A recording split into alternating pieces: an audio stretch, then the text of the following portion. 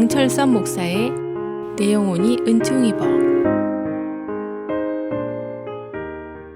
네, 안녕하세요. 2월의 마지막 날입니다. 하나님의 크신 은혜가 여러분과 가정에 가득하기를 기도합니다. 여러분, 교회를 지탱하는 두 개의 기둥이 있습니다. 하나는 예배요, 다른 하나는 선교입니다. 참 교회인가 아닌가 평가할 수 있는 기준은 신령과 진리의 예배가 드려지고 있는 것과 또 전도에 얼마나 열정이 있는가 하는 것입니다. 이 두 가지가 잘 시행될 때 비로소 진정한 교회라고 할 수 있을 것입니다. 여러분, 유럽을 가면 교회당이 많이 있습니다. 그런데 이 교회당에서 예배가 드려지지 않습니다. 심지어 술집이나 모슬렘 사원으로 바뀐 곳도 있습니다. 여러분, 이것은 비단 유럽만의 현상이 아니라 한국도 미국도 마찬가지입니다. 많은 교회가 문을 닫고 있습니다. 지난주 우리는 충격적인 소식을 들었습니다. 2022년도 4분기 한국의 출산율이 0.75명이라고 하는 것이죠. 200명의 부부가 결혼해서 10명도 낳지 않는 시대가 된 것입니다. 여러분, 이러다간 나라가 거덜납니다. 그런데 교회도 마찬가지죠. 여러분, 교회에 새 신자가 들어오지 않으면 결국 교회가 문을 닫게 됩니다. 7월 19일 뉴욕주에 있는 리디머 교회는 233억 원이라는 큰 돈의 빌딩이 팔렸습니다. 그 교회당은 148년의 역사를 자랑하며 유명한 건축가에 의해 지어진 유서 깊은 건물임에도 불구하고 교회당은 헐리게 되었습니다. 그 이유가 무엇입니까? 더 이상 예배드리는 교인이 없기 때문입니다. 새로운 신자가 생기지 않으면 결국 교회는 문을 닫게 되는 것이죠. 이런 현상이 오늘 우리 교회에 있지 말라는 누가 장담을 할 수 있겠습니까? 여러분, 마태복음 28장 18절로 20절을 보게 되면 The Great Commission, 지상명령이라고 불리는 예수님의 명령이 기록되어 있습니다. 너희는 가서 모든 족속으로 제자를 삼아 아버지와 아들과 성령의 이름으로 세례를 주고 내가 네게 분부한 모든 것을 가르쳐 지키게 하라. 볼지어다 내가 세상 끝날까지 너희와 항상 함께 있으리라. 여러분, 지상명령이란 가장 위대한 명령, 가장 우선적으로 반드시 시행해야 될 명령을 말합니다. 특별히 이 명령은 예수님께서 승천하기 전에 마지막 제자들에게 주신 유언과도 같은 말씀이기에 교회가 반드시 시행해야 될 명령이기도 합니다. 우리는 오늘 본문에서 선교란 무엇인가 하는 것을 배울 수 있습니다. 첫째, 선교는 찾아가는 것이라는 것이죠. 너희는 가서라고 말했습니다. 선교란 믿지 않는 자들을 향해 찾아가 복음을 전하는 것입니다. 이것이 바로 선교입니다.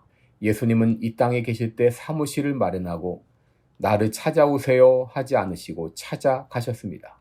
마태복음 9장 35절에 예수께서 모든 성과 촌에 두루 다니사 저희 회당에서 가르치시며 천국 복음을 전파하시며 모든 병과 모든 약한 것을 고치셨다고 말했습니다. 믿지 않는 자들을 찾아가 복음을 전하는 것, 그것이 바로 선교입니다. 둘째, 선교는 믿지 않는 자들을 믿게 하여 세례를 주는 것입니다. 아버지와 아들과 성령의 이름으로 세례를 주고라고 말했습니다. 여러분, 세례란 무엇입니까? 예수님을 믿지 않던 이가 공적으로 예수님을 주님으로 받아들일 때 베푸는 사인입니다. 한마디로 하나님의 자녀가 되었다는 표지입니다. 진정 선교는 믿지 않는 이들을 찾아가 믿게 하여 세례를 주는 것입니다.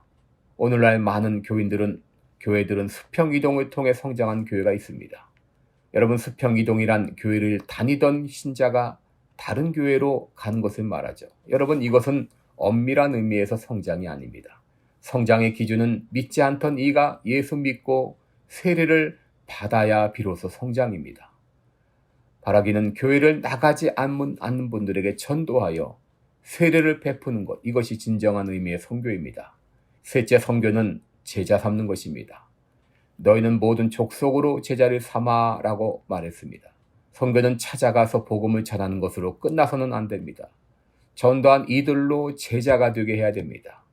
제자가 된다고 하는 것은 전도받은 사람이 다른 사람을 전도해서 양육하는 사람이 되는 것입니다. 이것이 바로 제자 삼는 일입니다. 문제는 이 엄청난 지상 명령을 누가 수행할 것인가 하는 것이죠. 너희는 가서 그랬습니다. 여러분, 여기서 너희는 누구입니까? 물론 당시 제자들에게 주신 명령입니다. 그러나 오늘날 바로 나에게 주신 명령입니다. 내가 이 명령을 수행해야 됩니다.